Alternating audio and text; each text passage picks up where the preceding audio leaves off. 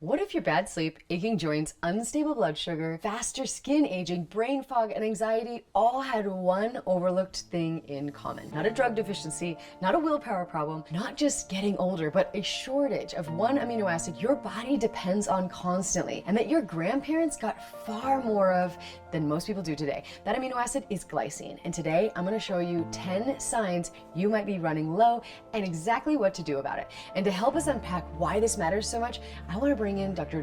Brind, a Yale-trained biochemist who has spent decades studying amino acids and metabolism, and who argues that this so-called non-essential amino acid may actually be one of the most underappreciated nutrients in modern health. Now, here's what most people don't realize. Your body makes only 3 grams of glycine per day. Most people eat about another 2 to 3 grams, but some researchers argue we likely need closer to 10 to 15 grams daily for optimal function. Now, that gap, what Dr. Brind calls the glycine gap, may be quietly driving inflammation, poor quality sleep, faster aging, and metabolic dysfunction in millions of people. So let's get into the 10 signs. Sign number 1, you feel older than you should. If you feel like your body is aging faster than it should, your skin's looking older, your joints feel older, your recovery is slower, your resilience is worse, glycine should be on your radar, because glycine is the single most abundant amino acid in collagen. In fact, every third amino acid in collagen is glycine. That means your skin, your tendons, your ligaments, your cartilage, your gut lining, all of it depends on glycine. But the story goes way beyond wrinkles and joint health. Dr. Brind has argued that glycine may be one of the most overlooked anti-aging nutrients in the human body. We've done experiments on rats and mice. My own research shows that both rats and mice live longer if they are supplemented with glycine. Now, the results are not that dramatic. It's like a 5% difference or a 25% difference in the rat studies. There are reasons for that. First of all, the control diets for rats and mice are fairly high in glycine. So you're adding glycine to what's already a fairly glycine-rich diet. And it's amazing that you can still see a difference. And that's the key point. This isn't just about lifespan in a lab. It's about whether the years you live are inflamed, stiff, tired, and degenerative, or strong, resilient, and metabolically healthy. There's a term in the literature now which is called inflammaging, which is an acknowledgement of the fact that many of the diseases that are hallmarks of aging really are manifestations of chronic inflammation. This is really not appropriate, and it may be age related, but it's not due to quote aging. It's really due to a nutritional deficiency, which is subtle, because it's not like if you don't have enough glycine for a week you drop dead. It's like if you don't have enough glycine, every day for a number of years, you will be more prone to get things like, arthritis and cancer and, all of those things at a younger age. There's even early human evidence pointing in this direction, as a 2021 GLYNAC trial in older adults reported improvements in multiple hallmarks of aging, including mitochondrial dysfunction, inflammation, and cellular senescence. And the idea is simple. Much of what we call aging might actually be chronic low-level inflammation that never fully shuts off. And glycine may be the signal that helps turn it down. Low glycine doesn't just affect appearance, it may affect the pace of aging itself. Sign number 2, your body overreacts. Now, if you get a minor injury and it lingers, or if a little sun turns into a brutal inflammatory response, if you wake up stiff, sore, swollen, or achy from things that should not hit you that hard, this might not just be wear and tear, it might be your inflammatory system is missing its braking signals. And this is where Dr. Brind tells one of the most compelling stories in the entire glycine conversation, because for him, this wasn't abstract, it was personal. I was in the Home Depot, actually. I had to finish a little project at home, and I needed a little sheetrock. Well, I stepped the wrong way at some point, must have gotten distracted, and I fell directly onto my tailbone. Boom.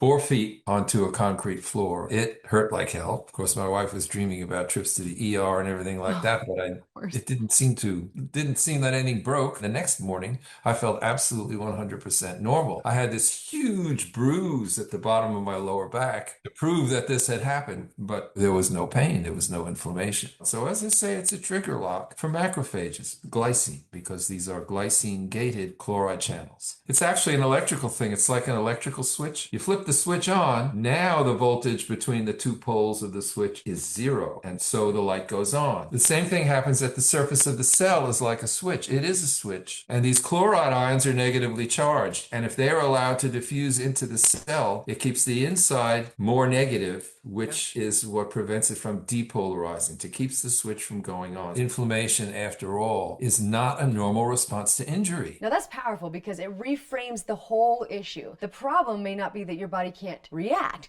The problem may be that it won't stop reacting. If your body inflames too easily and stays inflamed too long, glycine may be one of the missing off switches. Sign number 3, you're tired but wired at night. So you're exhausted all day, then nighttime comes and your body forgets how to shut down. Your mind races, your sleep is light, and you wake up unrefreshed. Glycine is an inhibitory neurotransmitter. In plain English, it means it calms the system down. And what's remarkable is that the same glycine signaling that helps restrain inappropriate inflammation also helps quiet neural activity at night. The glycine receptor was known actually for many years before it was discovered in the 1990s by a group at University of North Carolina. They did most of the work with the glycine receptor, and they proved that it was the same glycine receptor that had been known for decades as a neurotransmitter receptor. It's neurotransmitters that actually effect this. Neurotransmitters that make the depolarization happen help to transmit the impulse, but then there are also a class of neurotransmitters which are inhibitory, which inhibit the transmission of the pulse, and glycine is a key inhibitory transmitter in the central nervous system. Many people reported, and health food stores used to sell glycine years ago, long before I got onto it, as a way of promoting healthy sleep. And it doesn't make you sleepy. And human trials are surprisingly strong here. 3 grams of glycine before bed has been shown to reduce the time it takes to fall asleep, improve subjective sleep quality, and next day performance in some studies. Glycine may not force sleep, it may simply help your brain stop fighting it. Sign number 4, your blood sugar just won't behave. Now, if your blood sugar is unstable, if your fasting glucose is drifting up, if you've been told you're pre-diabetic, or your post-meal blood sugar spikes way too easily, there may be more going on here than just carbohydrates. Because insulin resistance is not only a blood sugar story, it's also an inflammation story. There are intervention studies suggesting glycine may improve insulin resistance and glucose handling even without weight loss. This is a randomized, placebo-controlled trial, and that's not easy to get good results in. Why? Because when you recruit people who have diabetes, they're taking medications for diabetes. And in 3 months of giving glycine, they did 15 grams a day, 5 grams 3 times a day they did. They found inflammatory markers were reduced. The diabetes had gone away. Actually, the average A1C went from 8.3, with medication, mind you, down to 6.9. And that's significant beyond the effect of medication. And as I say, that's hard to demonstrate a significant effect when people are already being medicated, but it shows that it's better than the medication alone. And the most important thing about that is that the diabetes went away and they didn't lose 1 pound.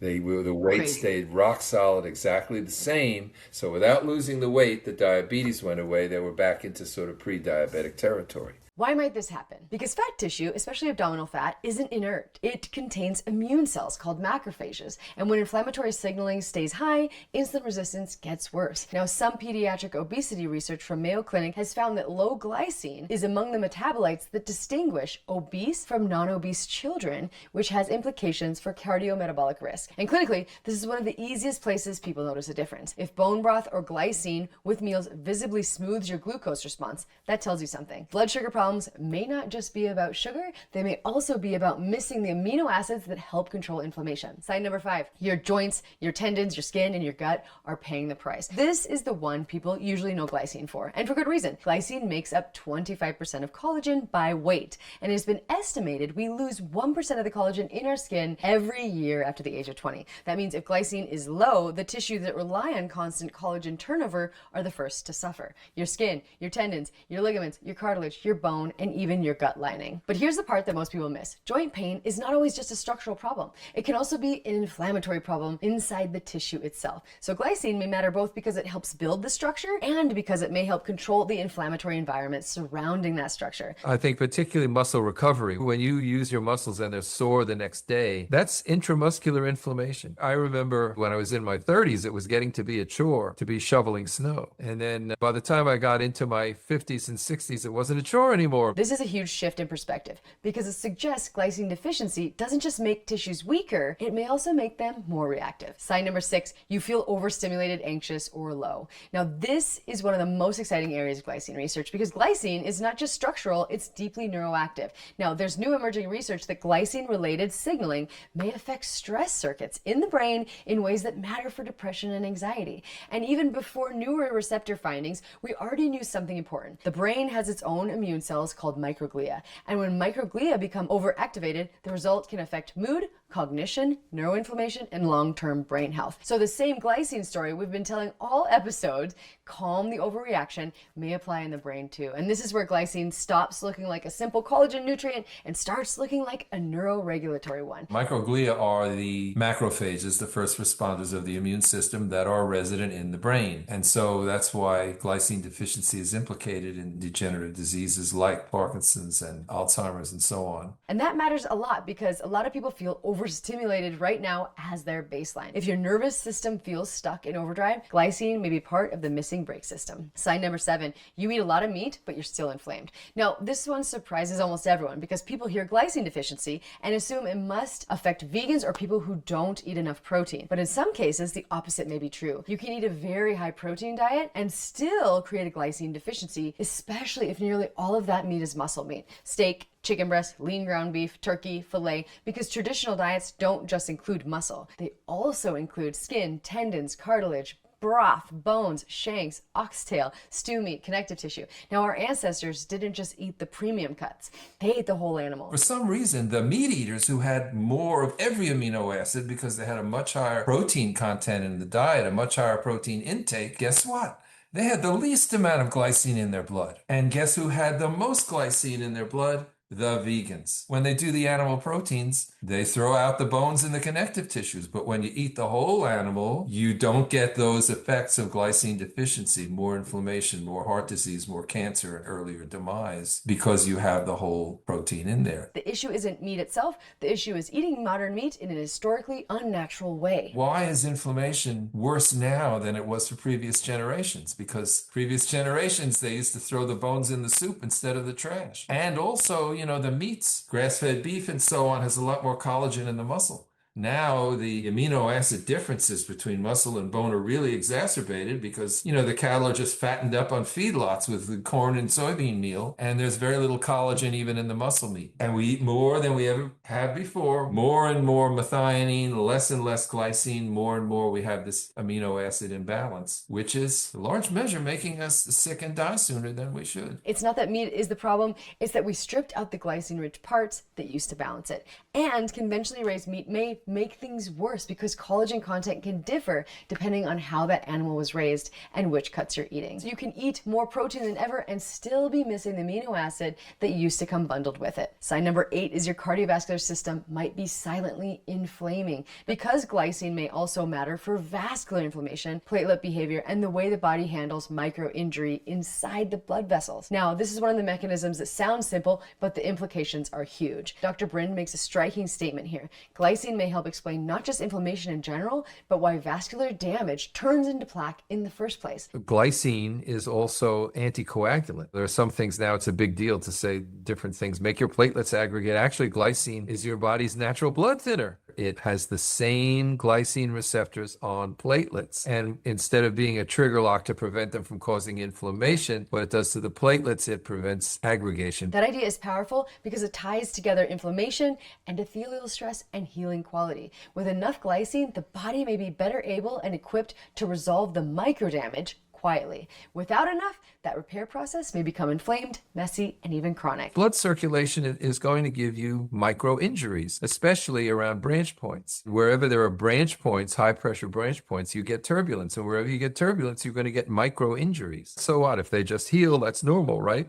Yes, no problem. But if you're glycine deficient, you get inflammation, plaque formation at arterial branch points, leading to heart attacks, strokes, embolisms, all of these problems, which glycine actually prevents. Even standard markers like CRP can point in that direction. The point is, cardiovascular risk may not just be a cholesterol story, it may also be a chronic inflammation and repair story, and glycine might be part of that system. Sign number 9 is your immune system feels trigger happy. Food allergies, asthma, autoimmune flares, chronic immune weirdness. If your immune system seems to react to things that it shouldn't, glycine is worth thinking about, because the same glycine-gated signaling we've been talking about in macrophages may also have implications across a wide range of immune dysregulated states. And there's even a surprisingly practical application of this in medicine and dentistry. See, when you have allergy, actual allergy is another function of the immune system. The initial step in the formation of any immune response, even delayed immune response, hypersensitivity response, or the antibody response to a disease, the first thing that happens is these macrophages have to go in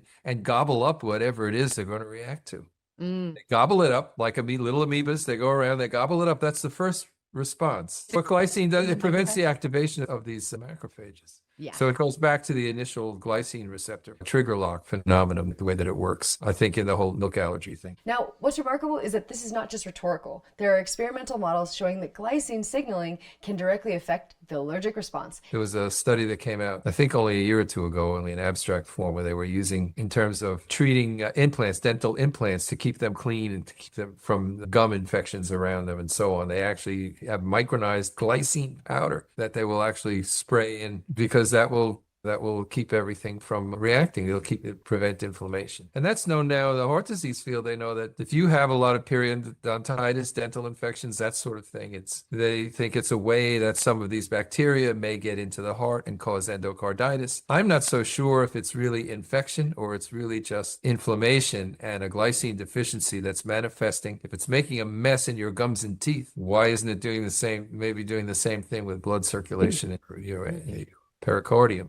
Now, this doesn't mean glycine is a cure-all, but it does mean that if the immune system is missing one of its normal calming signals, inappropriate activation becomes much easier. So the point is, if your immune system is constantly overfiring, glycine may be one of the nutrients that can help determine how loud that response gets. Sign number 10, your labs might say normal, but your body says otherwise. This is one of the last and most important signs, because even if you get your blood work done and glycine comes back within the normal range, that doesn't mean it's optimal. Normal means common, but that doesn't mean ideal. And if most people are already under consuming glycine, then normal may simply reflect a population-wide shortfall. Now, Dr. Brind has a practical way of thinking about this. He asks a simple question. When you get injured, does your body react proportionally or excessively? If you tweak something and you're inflamed for days, if a small stressor creates a big response, if you recover slowly from things that you used to bounce back from, this may be functionally telling you more than a lab range. The normal range is like 150 to 400 micromolar. No, you need at least 500 to 1,000 micromolar is fine. If it's more, it doesn't hurt you. It's almost open-ended at the top. So, glycine has to be at least around 500. Otherwise, your macrophages will get activated in the case of merely cellular injury and not infection. And then you will get inflammation. And why is it chronic? First of all, it's not appropriate. The big discovery is that most of this chronic inflammation as a result of injury is not appropriate at all. And that is such an important point, because health is not just about a number on a sheet, it's about whether your body is resilient, whether it recovers, whether it overreacts, and whether it knows how to calm down. So normal glycine may still be too low for the life you want to live. Now here's where we get practical. If the research is directionally right, many people may be walking around with a glycine gap around 5 to 8 grams per day. So how do you close it? Here's Dr. Brind's practical approach to closing that gap. The group that calculated the 10 grams a day of glycine in the diet is an interesting group of biochemists in the Canary Islands in Spain. They did the biochemical calculations, all the sort of physical chemistry, and they said, you really need to take in about 10 grams a day of glycine. It really is conditionally essential. So the typical diet provides 2 or 3 grams a day. And in real world terms, that usually means some combination of the following: bone broth. A real bone broth, especially slow simmered and collagen rich, can contribute meaningful glycine amounts, and it's one of the most traditional ways humans consumed connective tissue. So our bone broth protein powder also contains about 2 to 3 grams of glycine per serving and is delicious with several flavors, tasting sweet and nothing like bone broth. 2 is skin, tendons, cartilage, and collagen rich cuts. So chicken skin, fish skin, shanks, oxtail, short ribs, whole roasted birds, cuts with real connective tissue.